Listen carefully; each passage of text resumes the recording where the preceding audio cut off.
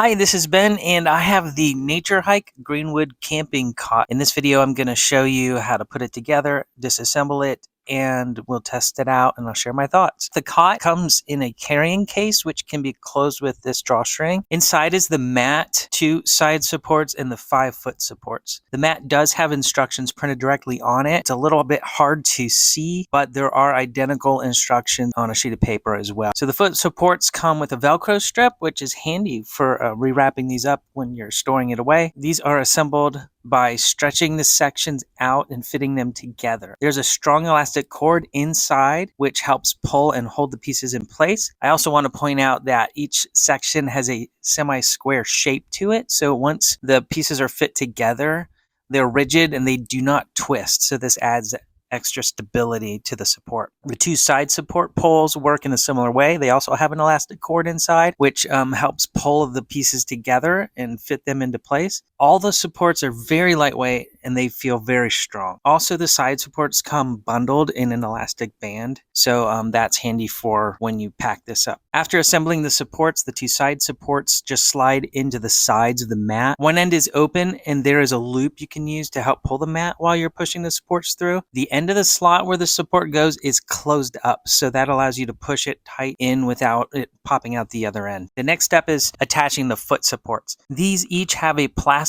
bracket which attaches to the side support. This is the only tricky part of the assembly. You'll notice the supports seem too long when you first put one side on, but they're not. You just need to put it up on the side as the directions advise you to do. And this is the way you can have enough leverage. It takes a little muscle, but you can attach the second side to the support. And once you have it connected, you'll notice the support is bending a little bit, but once they're all attached, it creates a very strong base and it keeps the mat very taut.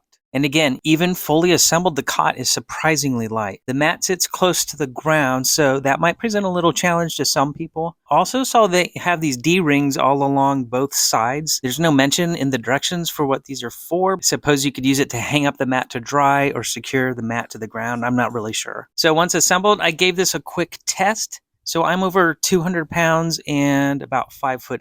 The mat was very sturdy to lay on. And actually, it was pretty comfortable. It wasn't hard. It wasn't too firm. It had a little bit of give to it. And it was big enough to fit my whole body on it. So I think adding a sleeping bag or sleeping pad would definitely add a little bit more comfort to it. Disassembly was quick and easy. It took me just about 4 minutes. And it was nice to see that everything actually fit back into the storage bag the way it came. Overall, I have a positive impression of this cot. I like that it stores away in a small bag. Easy to store, easy to transport. It's definitely lightweight. The fabric and the supports, they all feel very strong and sturdy. And on top of that, it was comfortable, which is obviously a very important factor. I hope this helps you out. Thanks a lot for watching.